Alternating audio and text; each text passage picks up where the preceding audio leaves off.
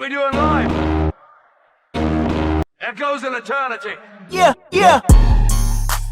Like I was saying, you know, we probably at one time came from mushrooms.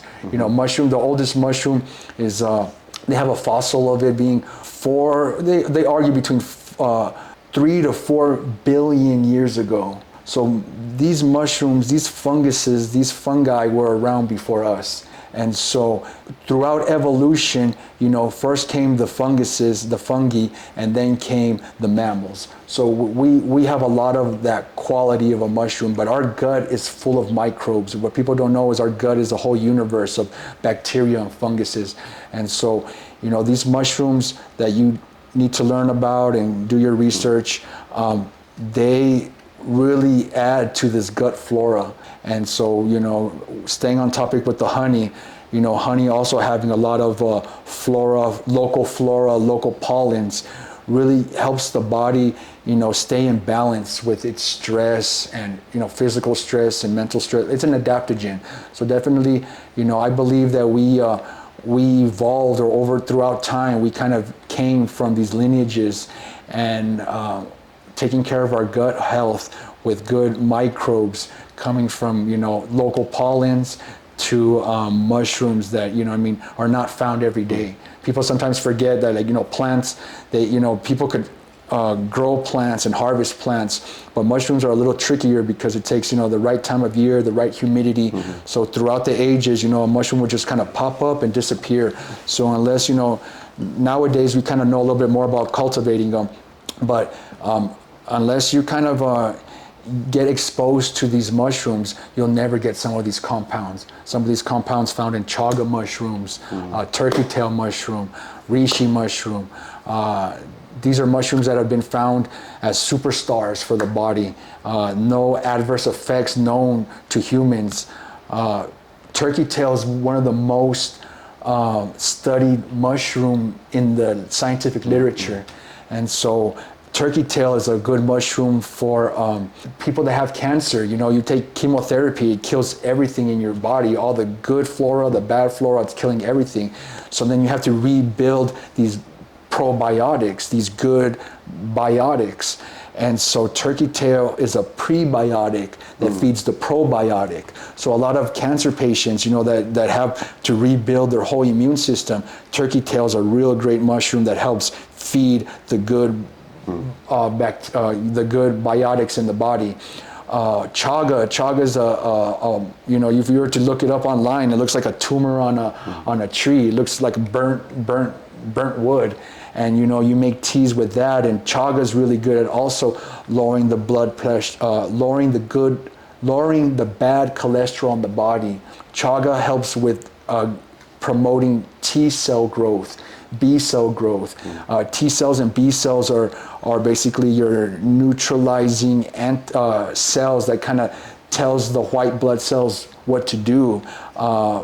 They also kind of have a memory that kind of when you get sick, the reason why you kind of don't get the same virus twice, you might have the same symptoms, but genetically it's a whole different genetic virus. And that's because the body remembers that virus. It remembers that genetic code, and the B cells and the T cells are basically the immune system's memory. So, you know, these chaga mushrooms help the immune system's memory to recognize previous diseases, tells the white blood cells where to go.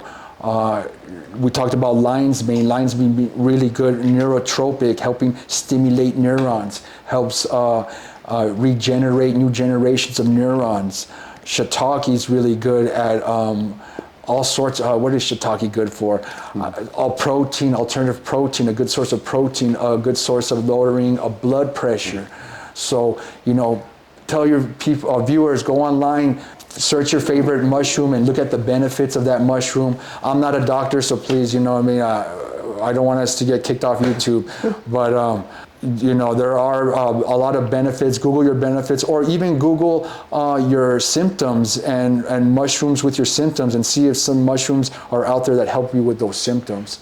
mean, it seems like a lot of different mushrooms, different things. I mean, it can help with protein. It can help with decreasing Alzheimer's. It can help you with depression, autism. It's cholesterol. I mean, it's kind of like this miracle. Yeah. Miracle food. The Chinese there's this real famous one called reishi mushroom. Reishi mushroom is one of my favorite looking mushrooms. Very beautiful. I wish we had one to show the audience. But reishi mushroom is known in China or in the Asian world as the mushroom of immortality.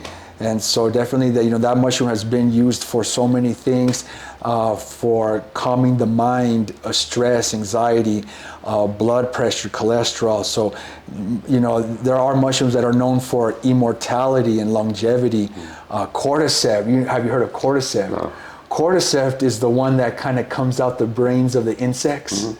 And so there was an HBO show not too long ago talking about how there's this mushroom going around infecting the people and it comes out their brains. And, oh man, that would be horrible.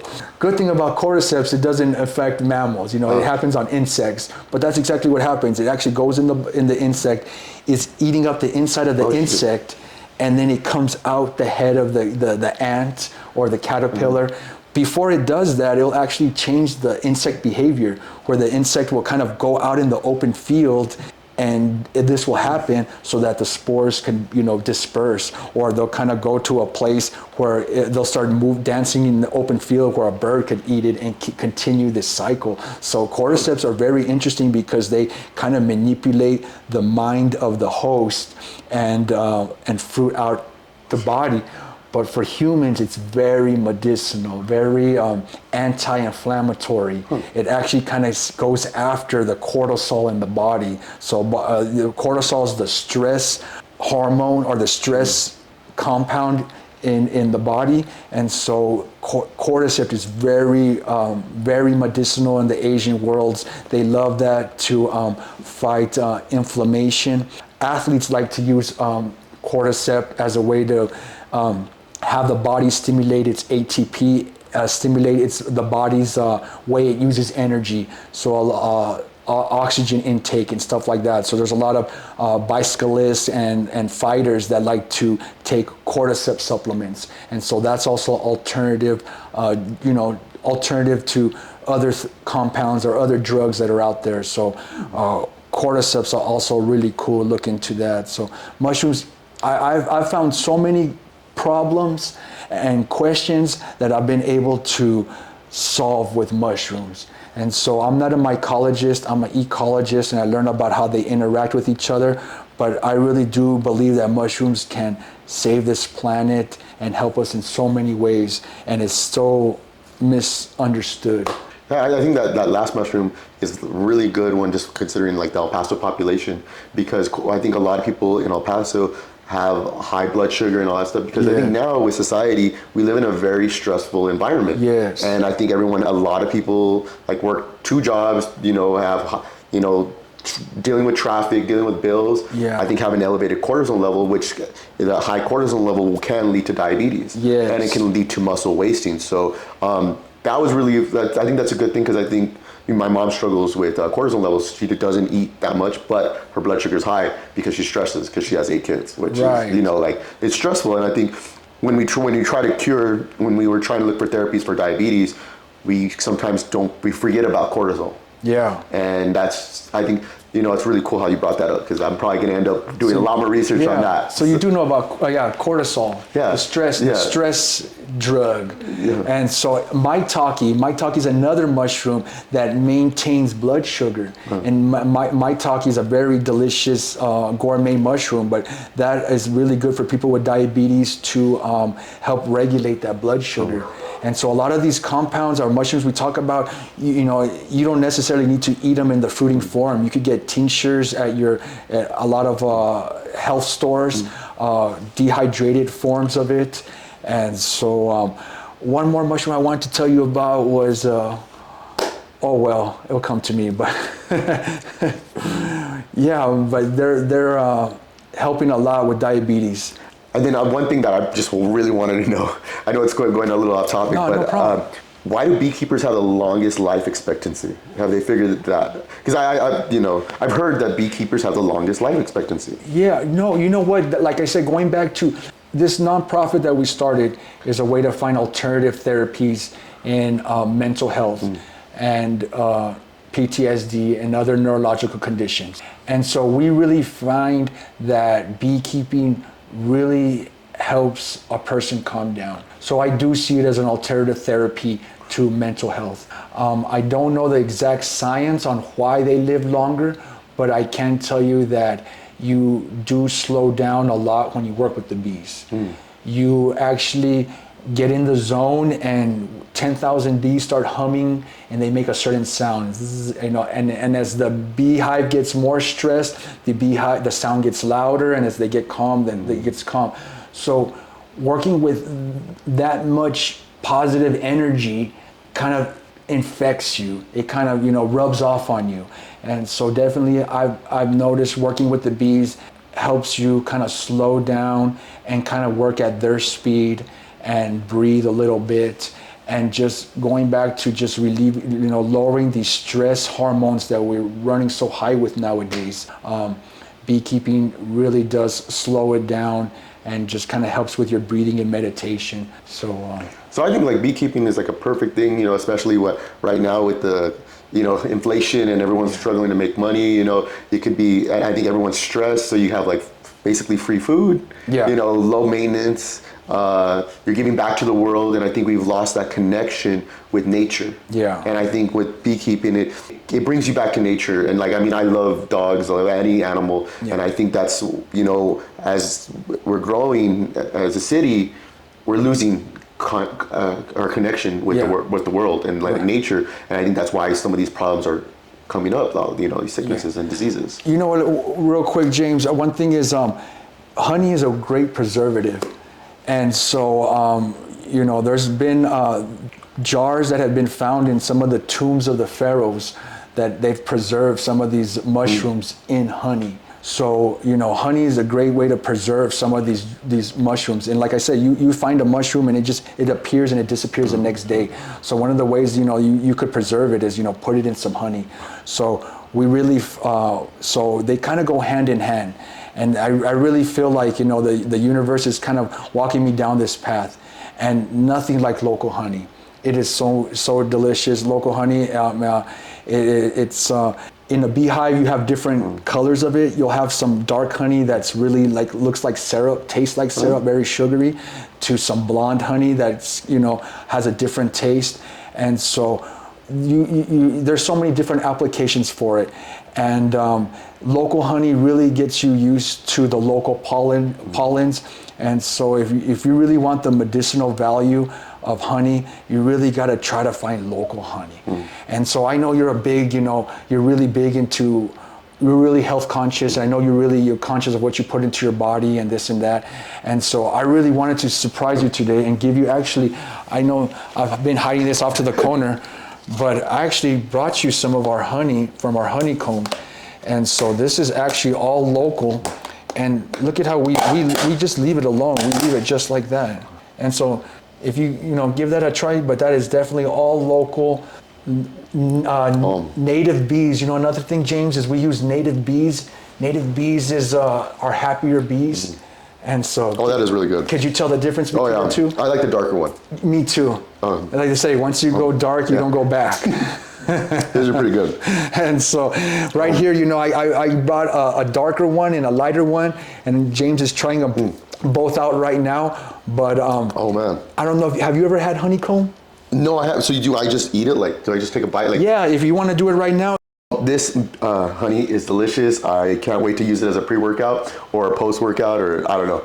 And just it tastes like chocolate. So, but before ending, I really wanted to talk about how people can donate to your cause, right? And what does that money go towards? Thank you for giving me this opportunity to let people know. But you could find us mushroommolly.org. And currently, what we're really doing at the moment is helping mainly veterans, but all people right now access psychedelic programs. So right now, if you go to the website, you can donate. There's a donate button. If you have any questions, email us at info@mushroommolly.com. I'm sorry, info@mushroommolly.org. and or you can subscribe to our newsletter where we're putting out, updates of what we're currently doing. But at the moment, we're trying to we're trying to send veterans to the researchers in East Texas. So those treatments are not cheap, and they kind of require the veteran to go more than one weekend. So when you donate or when we get our money, a portion of that goes to sponsoring a veteran, helps pay for their travel, their flights, and then a portion of their treatment. Also, if you're really interested and you're not a veteran and you're really interested in accessing psychedelic programs for your depression, your anxiety, or whatever reasons, please reach out to us. We're also in partnerships with another organization out of California, and they go to Tijuana and do medicinal indigenous retreats. Mm-hmm. And the indigenous retreats consist of DMT, psilocybin, and MDMA. And so if you're not a veteran and you're still this really appeals to you, accessing these programs, reach out to us and we could help you. But definitely the money that we make from the honey or any kind of fundraising that we do around town and our grants are sponsoring people to get these treatments in East Texas. And what kind of since you've helped a lot of veterans, what are these veterans going through so that the people out there know, Yeah, feel free, even if you've never, a lot of people, right now, one of the questions we also get, is, I've never, done any kind of illegal drugs and, I've never done this and it's really appealing. I've had, former police officers reach out to us that have never done any drugs in their life, and yet they're desperate for something that works. They've been prescribed lots of medication for their health, and they're very curious in this. So we're getting everywhere from law enforcement that have never done anything illegal to even elderly people that are really slowing down on their motor skills. And so don't necessarily feel like you need to be a hippie. Definitely, if you have any questions, reach out. And if you've tried conventional treatments, maybe it is time to try some kind of alternative approach, a more natural approach, something that has a very low safety profile, and be part of these studies, and see if it works for you. And then you also said that there are certain requirements for people cannot be on, they can't. Yes, thank you for if you are interested in these treatments, we do ask that you are not currently on SSRIs. If you need to be cannabis free for 30 days. So definitely, if you're into these treatments, there are some requirements, like being cannabis free for 30 days and not being under prescribed medicine for other PTSD and anxiety and depression, like SSRIs. Oh.